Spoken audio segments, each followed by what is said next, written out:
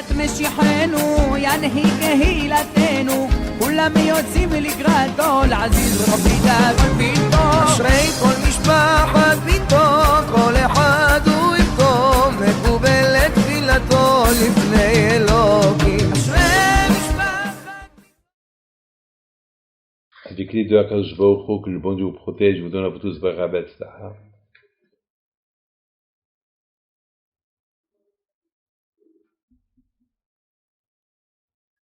Rabbi Haim Pinto Alav Shalom, on va faire sa Hiloula dans quelques semaines à Essaouira. Il y a une histoire tellement belle que le grand rabbin de Marrakech, Alav Shalom, il raconte, Rabbi Moshe Isgan Alav Shalom, il a dit que dans son livre, il raconte que lorsque Rabbi Haim Pinto est devenu le grand Dayan à Essaouira, c'est très jeune. Alors, bien sûr, il n'avait pas de synagogue, donc il allait dans toutes les synagogues donner des cours de Torah. Et un jour, il est parti à une synagogue, il a commencé à faire un cours de Torah, et il y a eu un monsieur qui lui a dit, ah, Baraka.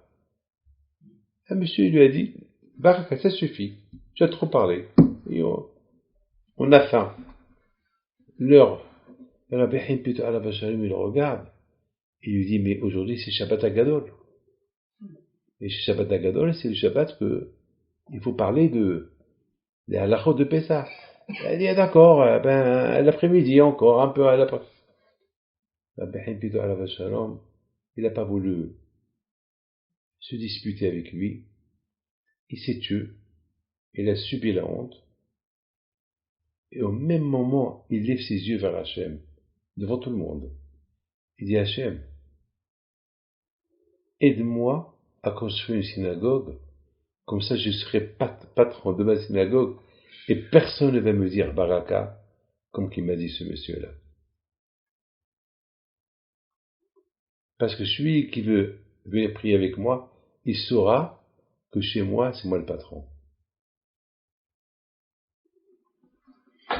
Rabbi Haim Pinto Alav Shalom, tout le monde a entendu, et cette histoire, elle a fait Bok Mellah. Tout le Mellah, tous les Essaouira ont entendu parler de cette histoire-là. Tout ce que je peux vous dire, c'est que tout le monde, ils ont vu un jour, comme Rabbi Haim Pinto Alav Shalom, il était en train de construire sur un terrain. Et tout le monde qui lui demande, Rabbi, qu'est-ce que tu fais là? C'est mon terrain, le bon Dieu a écouté ma prière, et je suis en train de construire ici une synagogue. Ce sera cette synagogue-là où il y a aujourd'hui la maison de Rabbi Haim Pinto à Essaouira. C'est là-bas. Alors, les gens lui ont dit, mais Rabbi, mais comment tu as eu l'argent? Il leur a dit, un arabe, avant qu'il est parti en Angleterre, il m'a confié son argent, il m'a dit, je voyage pour peut-être 5 ans, 6 ans, 7 ans, peut-être 10 ans, et je ne sais pas où les garder, et je ne peux pas les prendre avec moi. Rabbi, tu es le rabbin des Juifs ici, tu me les gardes, et dans 5, 6, 7 ans, tu me les rends, ou 8 ans. Et même si je viens avant, tu as le temps pour me les rendre. Et entre-temps, tu peux les utiliser, faire ce que tu veux avec. Alors Rabbi Haim Pinto lui a dit, je peux les utiliser pour acheter un terrain et construire une synagogue? Il a dit, tu peux. C'est ça l'histoire. Maintenant, tout le monde pose la question à Rabbi Haim Pinto. Alors maintenant, est-ce que, quelques années plus tard, et ce monsieur il est retourné? Ce monsieur il n'est jamais retourné.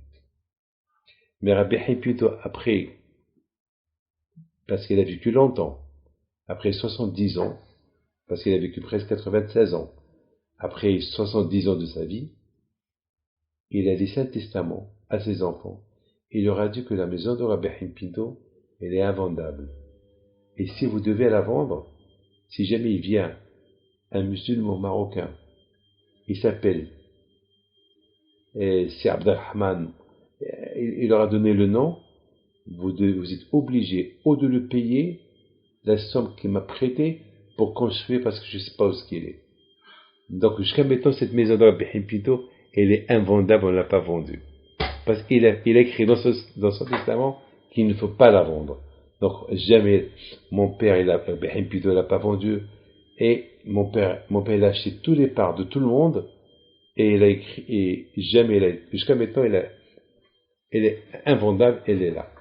On attend un des descendants de ce Abdelrahman qui vient réclamer son argent qu'il a prêté à Rabbi Himpito le Grand.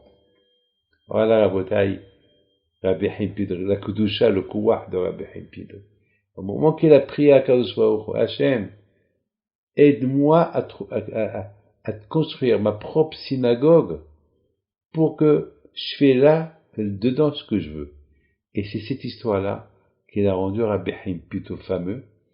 Et les gens, ils ont compris que sa prière, lorsqu'il demande quelque chose à Kadosh Baruch Hu, ça ne retourne pas. Et tous les rabbanim, même Rabbi Shalom Messas, alav Shalom, le grand rabbin du Maroc, et qui est devenu après le grand rabbin de Jérusalem, il a dit même à son fils, Rabbi David Messas, le grand rabbin de Paris, et même la femme de Rabbi David Messas, elle nous l'a répété, que toujours Rabbi Shalom Messas, il disait que la bracha, la bénédiction de Rabbi Himpito le Grand, c'était tout le monde, même les grands rabbins de l'époque, lui lui demandaient des brachot.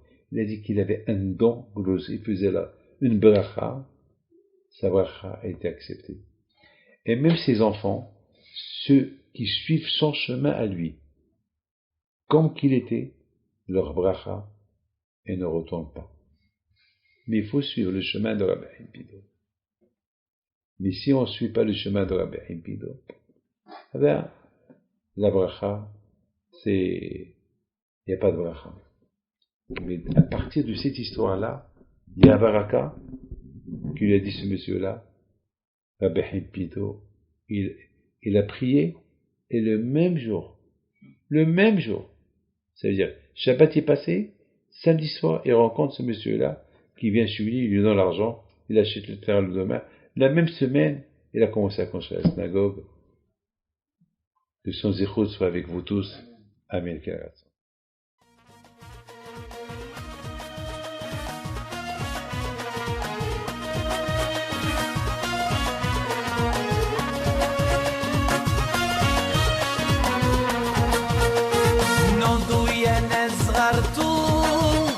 على ربيع حيم بنتو وقف لنا زيخو